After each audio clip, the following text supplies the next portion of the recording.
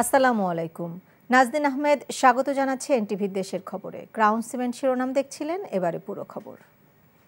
যারা গণহত্যার সাথে জড়িত ছিল তাদের বিএনপিতে নেওয়া হবে না বলে জানিয়েছেন বিএনপির মহাসচিব মির্জা ফখরুল ইসলাম আলমগীর। জানান, সুযোগ সন্ধানীদের দলে সুযোগ না দিতে বিএনপির ভারপ্রাপ্ত চেয়ারম্যানের নির্দেশ রয়েছে। ঠাকুরগাঁও প্রেস ক্লাব চত্বরে শীত বস্ত্র বিতরণ শেষে এসব কথা বলেন বিএনপি মহাসচিব। একই দিন 17 বছর কারাবাসের পর মুক্তি পেয়েছেন বিএনপির ভাইস চেয়ারম্যান আব্দুস সালাম পিন্টু। নাজিবুর রহমানের রিপোর্ট। ঠাকুরগাঁওয়ের নিজ এলাকায় শীতবস্ত্র বিতরণ শেষে বিএনপি মহাসচিব মির্জা ফখরুল ইসলাম আলমগীর বলেন, যারা সন্ত্রাসী গণহত্যার সাথে জড়িত কিংবা যারা দুর্নীতির সাথে জড়িত তাদের কাউকেই বিএনপিতে নেওয়া হবে না। দেশে দুর্নীতি ও ফ্যাসিবাদ থেকে উত্তরণে গণতন্ত্র প্রতিষ্ঠার কথাও বলেন তিনি। যারা সন্ত্রাসী, যারা গণহত্যার সঙ্গে জড়িত হয়েছিল, যারা হত্যা করেছে, দুর্নীতির সঙ্গে জড়িত, তাদের কাউকে বিএনপিতে নেওয়া হবে না। দুর্নীতি ফ্যাসিবাদ থেকে উত্তরণ একমাত্র উপায় হচ্ছে একটি গণতন্ত্রকে প্রতিষ্ঠিত করা। জনগণের যে নির্বাচিত যে পার্লামেন্ট, সেই পার্লামেন্ট দিয়ে দেশ পরিচালনা করতে হবে, সেই সরকার দিয়ে দেশ পরিচালনা করতে হবে। কাশিমপুর কারাগার থেকে মুক্তি পেয়েছেন 21শে আগস্ট গ্রেনেড হামলা মামলায় খালাস পাওয়া বিএনপির ভাইস চেয়ারম্যান আব্দুস সালাম পিন্টু। একই সাথে ঢাকা মহানগর বিএনপির সাবেক সাংগঠনিক সম্পাদক আরিফুল ইসলাম আরিফও 7 বছর পর কারাগার থেকে মুক্তি পান। মুক্তি পেয়েই ছুটে যান বিএনপির প্রতিষ্ঠাতা শহীদ জিয়াউর রহমানের মাজারে।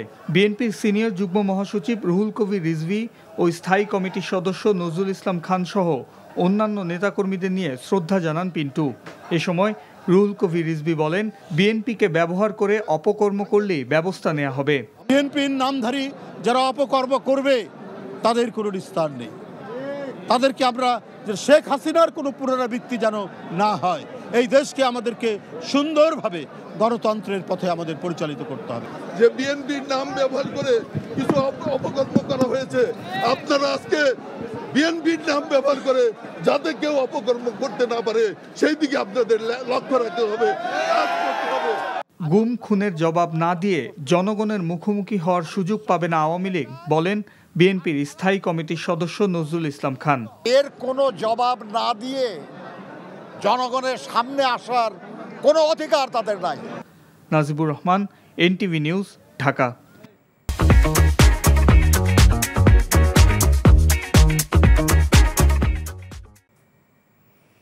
নির্বাচনের জন্য অধৈর্য না হয়ে সংস্কার কাজে সহযোগিতা করার আহ্বান জানিয়েছেন সমবায় ও ক্রীড়া উপদেষ্টা আসিফ মাহমুদ সজীব ভূঁইয়া। তিনি বলেন, উত্তরবঙ্গ বৈষম্যের শিকার হয়ে উন্নয়ন থেকে বঞ্চিত হয়েছিল, সেসব বিভাগ এবং জেলার উন্নয়ন ত্বরান্বিত করা হবে।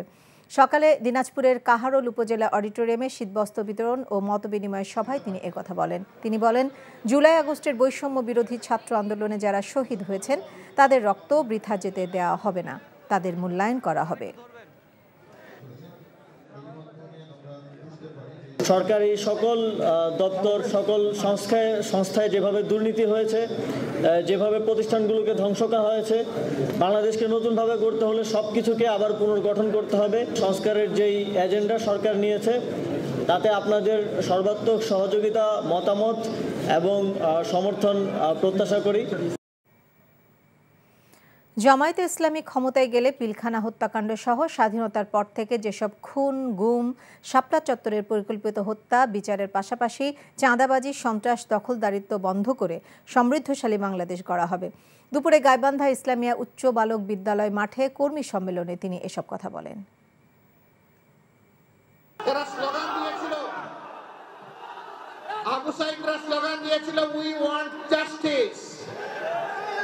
আমরা একটা বৈষম্যহীন সমাজ চাই, আমরা একটা মানবিক সমাজ চাই, আমরা একটা গর্বের বাংলাদেশ চাই, আমরা একটা অহংকারের বাংলাদেশ চাই।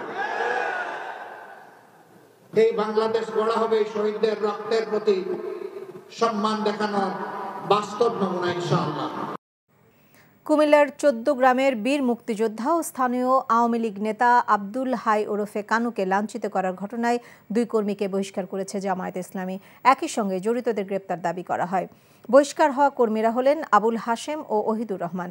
জামায়াতের কুমিল্লা দক্ষিণ জেলা শাখার আমির অ্যাডভোকেট মোহাম্মদ শাহজাহান ও জেলা সেক্রেটারি ডক্টর সরারউদ্দিন সিদ্দিকী যৌথ বিবৃতিতে বলেন, গণমাধ্যম এবং সামাজিক যোগাযোগ মাধ্যমে প্রকাশিত 14 গ্রামের বীর মুক্তিযোদ্ধা আব্দুল হাই কানুকে লাঞ্ছিত করার ঘটনা দুঃখজনক ও নিন্দনীয়।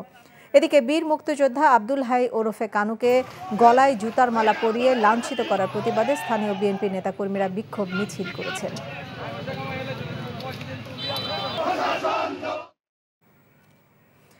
শুরু হয়েছে ঢাকা থেকে খুলনা ও বেনাপোল রুটে নতুন 2 জোড়া আন্তনগর ট্রেনের চলাচল। এর মধ্যে দিয়ে পদ্মা সেতু হয়ে ঢাকা খুলনা বেনাপোল রুটে ট্রেন চলাচলের দ্বার উন্মোচিত হলো। নতুন ট্রেন দুটির মধ্যে জাহানাবাদ এক্সপ্রেস ঢাকা খুলনা ও রূপসী বাংলা এক্সপ্রেস ঢাকা বেনাপোল রুটে চলাচল করবে।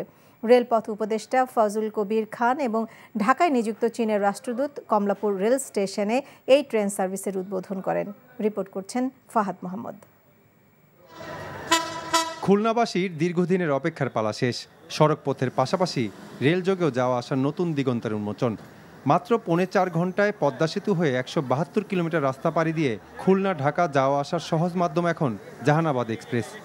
মঙ্গলবার সকাল 6টায় খুলনা রেল স্টেশন থেকে 553 জন যাত্রী নিয়ে ঢাকার উদ্দেশ্যে যাত্রা করে 9:45টায় কমলাপুর পৌঁছায় জাহানাবাদ এক্সপ্রেস, যার উদ্বোধন করেন বাংলাদেশ রেলওয়ের মহাপরিচালক। খুলনা থেকে এত সহজে ভোগান্তিবিহীন যাত্রায় খুশি যাত্রীরা। এই সাইডের লোক ট্রেন চিনছে যে কিভাবে ট্রেনে ঢাকায় আসা যায়। অনেক সময় লাগতো ট্রেনে যেতে, তখন তো একটু কষ্ট হতো, এখন খুব ভালো লাগতেছে। একই ট্রেন রূপসী বাংলা নামে কমলাপুর রেল স্টেশন থেকে রওনা হয় বেনাপোলের উদ্দেশ্যে। নতুন এই ট্রেন সার্ভিসের উদ্বোধন করেন রেলপথ উপদেষ্টা ফজল কবির খান। রেল খাতে সাশ্রয়ী ব্যয় নিয়ে ভাবতে হবে উল্লেখ করে তিনি বলেন, তা না হলে রেলের যা প্রত্যাশা তা পূরণ হবে না। অপরিকল্পিত ব্যয় রেলের সব সমস্যার মূল বলেও জানান রেল উপদেষ্টা। যত্রতত্র কি বলে রেল লাইনের বিস্তার করা হয়েছে, কিন্তু লোকোমোটিভ আছে কিনা, ক্যারেজ আছে মানে কোচ আছে কিনা, এগুলোর জনবল আছে কিনা, এগুলোর ব্যবস্থা না করে এগুলো করা হয়েছে। চায়না রেলওয়ে গ্রুপ লিমিটেডের তত্ত্বাবধানে এই প্রকল্প বাস্তবায়িত হয়। অনুষ্ঠানে বাংলাদেশে নিযুক্ত চীনা রাষ্ট্রদূত বলেন, বাংলাদেশের উন্নয়নে সব সময় সহযোগিতা অব্যাহত রাখবে চীন। China is committed to continue its utmost support for Bangladesh development and deepening cooperation in structural projects, including railways. কম সময়ে দূরের পথে স্বস্তির যাত্রায় উচ্ছ্বসিত সাধারণ যাত্রীরা। রূপসী বাংলা এক্সপ্রেস ভাঙ্গা, নড়াইল, যশোর স্টেশন হয়ে বেনাপোল যাওয়া আসা করবে। পদ্মা সেতুর উপর দিয়ে যে 3 ঘন্টায় ঢাকা থেকে খুলনা যাওয়াটা, এটা একটা অবিস্মরণীয় একটা ঘটনা। কোনো ছুটি পেলে বা কোনো বন্ধ পেলে দেখা যাচ্ছে আমরা আর কোনো রিলেটিভের বাসায় আমাদের যাওয়া লাগছে না ঢাকার মধ্যে, আমরা ওই 2 ঘন্টার মধ্যে বাড়িতেই চলে যেতে পারছি। ট্রেন দুটির সাপ্তাহিক বন্ধের দিন সোমবার এবং আসন সংখ্যা 768টি। Fahad Mohammad, NTV news, Dhaka. দেশে বিপুল পরিমাণ বৈদেশিক মুদ্রা আহরণের অন্যতম উৎস ছিল সমুদ্রগামী জাহাজ রপ্তানি। এ খাতে বিগত স্বৈরাচারী সরকারের অবহেলা সহ নানা কারণে ভারী শিল্পক্ষেত্রে স্থবির হয়ে পড়ে। জাহাজ নির্মাতারা বলছেন, এখন সময় এসেছে ঘুরে দাঁড়াবার। দেশের জাহাজ নির্মাণ শিল্প নিয়ে চট্টগ্রামের শামসুল হক হায়দরির পাঠানো 2 পর্বের আজ দেখুন প্রথম পর্ব। ক্যামেরায় ছিলেন সুমন গোস্বামী। জাহাজ নির্মাণ শিল্পে বাংলাদেশের রয়েছে অপার সম্ভাবনা, যার ফলে 2003 সাল থেকে বিশ্বের বিভিন্ন দেশে সমুদ্রগামী জাহাজ রপ্তানির সূচনা হয়। পরবর্তীতে করোনা মহামারীর প্রভাবে বিশ্বব্যাপী আর্থিক মন্দায় ধস নামে এই শিল্পে। ইতোমধ্যে বিশ্ববাজারে জাহাজের চাহিদা আবারও বেড়েছে, পাশাপাশি বিস্তৃত হয়েছে দেশের সমুদ্রসীমা। এসব বিবেচনায় জাহাজ নির্মাণ শিল্পে মনোযোগের তাগিদ এই বিশেষজ্ঞের। Seize the future for Bangladesh two এর কিভাবে আমরা কত নানামুখী ব্যবহার নিশ্চিত করতে পারি, তার ভিতরে অন্যতম নিঃসন্দেহে যে জাহাজ নির্মাণ শিল্প, এবং এই শিল্পের মাধ্যমে এদেশ অবশ্যই চেষ্টা করলে আমরা 2-1 দশকের মধ্যে যথেষ্ট অন্তত প্রথম সারিতে পৌঁছাতে পারব। বাংলাদেশে নির্মিত জাহাজ বিশ্বমানের বলে দাবি নির্মাতাদের, আবার বিদেশের তুলনায় নির্মাণ ব্যয়ও কম। এসব কারণে বিদেশি ক্রেতারা এখন বাংলাদেশের প্রতি ঝুঁকছে বলে জানান সংশ্লিষ্টরা। আমরা যে জাহাজগুলো এখানে বানিয়ে বিদেশে এক্সপোর্ট করছি, একই ধরনের জাহাজ আমাদের বিভিন্ন সংস্থাগুলো আবার বাইরে থেকে কিনে আনে, এবং অ্যাটলিস্ট হাফ, আমরা অর্ধেক দামে এটা করে দিতে পারি। কোয়ালিটি ওয়াইজ আমি গ্যারান্টি দিতে পারবো আমরা অন্য কোনো বিদেশি যে জাহাজগুলো আছে তার থেকে কোয়ালিটি আমার কোনোভাবেই খারাপ হবে না। ওয়ার্ল্ডের ইউরোপ কান্ট্রির অনেক দেশ এখান থেকে জাহাজ বানিয়ে নিয়ে গেছে, বাইরে কন্ট্রাক্ট আসতেছে, ইন্ডাম এখানে প্রায় 3-4-5টা দেশের কাজ চলতেছে। সো আই হোপ আমরা আবার এই শিল্পকে সামনের দিকে নিয়ে যেতে পারবো। বাংলাদেশের জাহাজ রপ্তানির ক্ষেত্রে সরকারের প্রয়োজনীয় পদক্ষেপ অর্থনীতিতে উল্লেখযোগ্য সুফল বয়ে আনবে বলে জানিয়েছেন সংশ্লিষ্টরা। NTV news desk. বৈষম্য বিরোধী ছাত্র আন্দোলনে হত্যা মামলার আসামি ধামরাই উপজেলা আওয়ামী লীগের সাধারণ সম্পাদক গোলাম কবির মোল্লাকে গ্রেপ্তার করেছে র্যাব। দুপুরে রাজধানীর বসুন্ধরা থেকে তাকে গ্রেপ্তারের খবর নিশ্চিত করেছেন র্যাব 4-এর কর্মকর্তা মেজর জালিস মাহমুদ খান।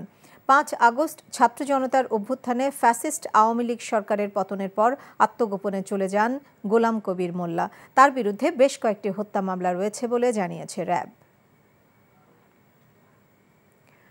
রংপুর বিভাগের বহুমাত্রিক দারিদ্র্য নিরসন, শিল্পায়নে বন্ধ্যাত্ব এবং বাজেট বৈষম্য নিরসনে করণীয় শীর্ষ কর্মশালা অনুষ্ঠিত হয়েছে। দুপুরে রংপুর নগরের এনজিও ফোরাম হলরুমে এই কর্মশালার আয়োজন করে বৈষম্য নিরসন আন্দোলন। কর্মশালায় রংপুর বিভাগের উন্নয়নের পথে অন্তরায় এবং প্রধান প্রতিবন্ধকতাসমূহ নিয়ে আলোচনা করেন বক্তারা। তারা বলেন, বুদ্ধিবৃত্তিক চর্চার অভাবে রংপুর পিছিয়ে পড়েছে। কর্মশালার উদ্দেশ্য হল নানা কর্মসূচির মধ্য দিয়ে এই বিভাগে দারিদ্র্যের হার কমানো এবং শিল্পায়নে এগিয়ে নিতে উদ্যোগ নেওয়া প্রয়োজন। বগুড়ার গাবতলী উপজেলায় আরাফাত রহমান কোকো স্মৃতি সংঘের আয়োজনে প্রীতি ফুটবল টুর্নামেন্টের পুরস্কার বিতরণ অনুষ্ঠিত হয়েছে। কুটামইন এলাকায় এই খেলা অনুষ্ঠিত হয়। এ সময় প্রধান অতিথি হিসেবে উপস্থিত ছিলেন বিএনপি চেয়ারপারসনের উপদেষ্টা হেলালুজ্জামান তালুকদার লালু। পরে বিজয়ীদের মাঝে পুরস্কার বিতরণ করা হয়।